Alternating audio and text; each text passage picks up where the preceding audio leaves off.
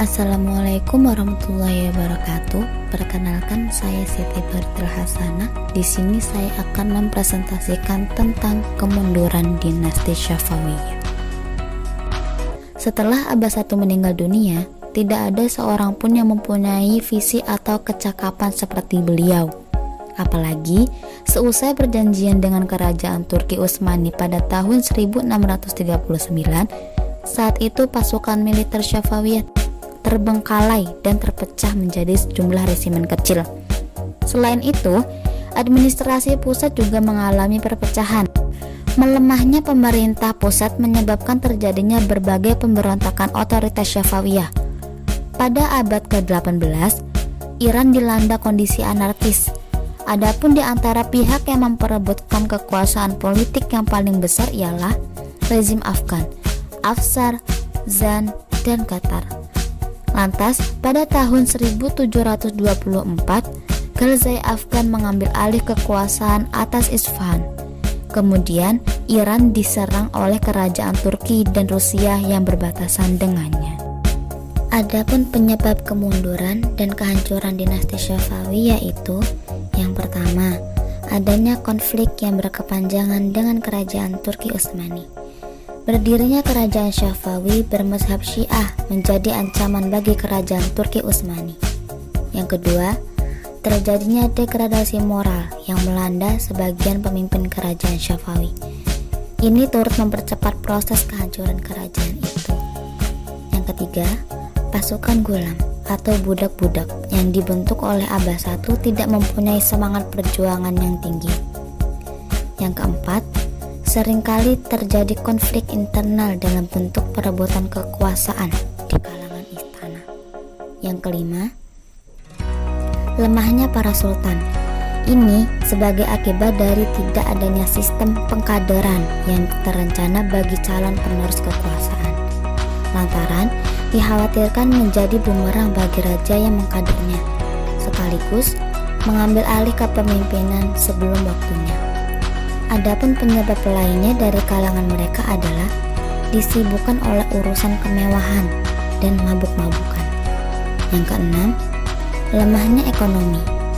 Penyebab lainnya ialah ketamakan sultan dalam mendapatkan meriam Eropa, sehingga mereka membebaskan niagawa Eropa dari beg masuk dan keluar bagi komoditas Eropa serta Syafawi.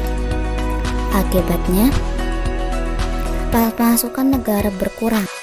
Selain itu, penggunaan uang negara demi mendukung kehidupan mewah, keluarga raja juga mengurangi kas negara dalam jumlah banyak, sehingga gaji tentara juga tidak terbayarkan. Kehancuran Syafawi juga disebabkan oleh sebuah perubahan yang luar biasa dalam hal hubungan negara dengan agama. Semula, Syafawi merupakan sebuah gerakan, namun setelah berkuasa, Syafawi justru menekan bentuk milenarian Islam Sufi sembari cenderung kepada pembentukan lembaga ulama negara. Syafawi menjadikan sistem sebagai agama resmi Iran, sekaligus mengeliminir pengikut Sufi mereka, sebagaimana yang dilakukan terhadap ulama Sunni. Kerajaan yang didirikan oleh Ismail dan mencapai puncak kejayaannya pada masa kekuasaan Raja Syafawiyah yang kelima, yaitu Abbas I pada tahun 1588 sampai 1628 Masehi. Ini mengalami kemunduran pada masa raja-raja berikutnya. Sepeninggal Abbas I, kerajaan Syafawiyah berturut-turut dipimpin oleh Safi Mirza pada tahun 1628 sampai 1642 Masehi. Abbas II pada tahun 1642 sampai 1667 Masehi.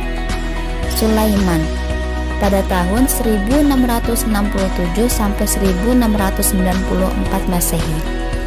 Husain pada tahun 1694 sampai 1722 Masehi. Tahmadua pada tahun 1722 sampai 1732 Masehi. Dan Abbas III pada tahun 1733 sampai 1736 Masehi. Pada masa raja-raja tersebut, kondisi kerajaan Syafawi tidak menunjukkan grafik naik dan berkembang, tetapi justru malah memperlihatkan kemunduran yang akhirnya membawa kepada kehancuran. Pada masa kemunduran ini, para ulama mendapatkan posisinya di masyarakat sehingga dapat menimbangi kelemahan pemerintah.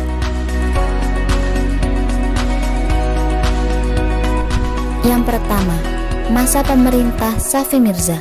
Safi Mirza, cucu Abbas I, menggantikan kakeknya dan memerintah Syafawiyah mulai tahun 1628 sampai dengan 1642 Masehi. Raja Syafawi yang dikenal sebagai raja yang lemah menghadapi musuh dan kejam terhadap pembesar kerajaan ini tidak mampu mempertahankan kerajaan yang telah dicapai pada masa pemerintah eyangnya. Ia tidak mampu menahan serangan dan dua kerajaan Utsmani dan Mughal. Kerajaan Utsmani yang sangat membenci Syiah dan pasukannya yang kuat dapat merebut Baghdad, sementara kerajaan Mughal yang ketika itu dipimpin oleh Sultan Syekh Jehan dapat menguasai dan menduduki Kandahar, sekarang termasuk wilayah Afghanistan. Yang kedua, masa pemerintah Abbas II. Abbas II menggantikan Safi Mirza dan memerintah Syafawiyah mulai tahun 1642 sampai dengan 1667 Masehi. Raja kerajaan Syafawiyah yang ketujuh ini dikenal sebagai raja yang suka minuman keras sehingga ia jatuh sakit dan meninggal. Meskipun demikian, dengan bantuan wazir-wazirnya, pada saat Mughal dipimpin oleh Aurangzeb, kota Kandahar yang dikuasai kerajaan Mughal yang ketika itu dipimpin oleh Sultan Syekh Jehan dapat direbut kembali. Yang ketiga, masa pemerintahan Sulaiman. Sulaiman menggantikan Abbas II dan memerintah Syafawiyah mulai tahun 1667 sampai dengan 1694 Masehi. Raja kerajaan Syafawiyah yang ke-8 ini dikenal sebagai raja yang suka minum minuman keras, sehingga raja sebelumnya bahkan ia juga dikenal sebagai raja yang kejam terhadap para pembesar yang dicurigainya. Akibatnya, rakyat bersikap masa bodoh terhadap pemerintah. Ia diganti oleh Syekh Husain yang alim dan memberikan kekuasaan yang besar kepada para ulama Syiah yang berbuntut kepada pemberontakan golongan Sunni Afghanistan. Sekian penjelasan dari saya. Wassalamualaikum warahmatullahi wabarakatuh.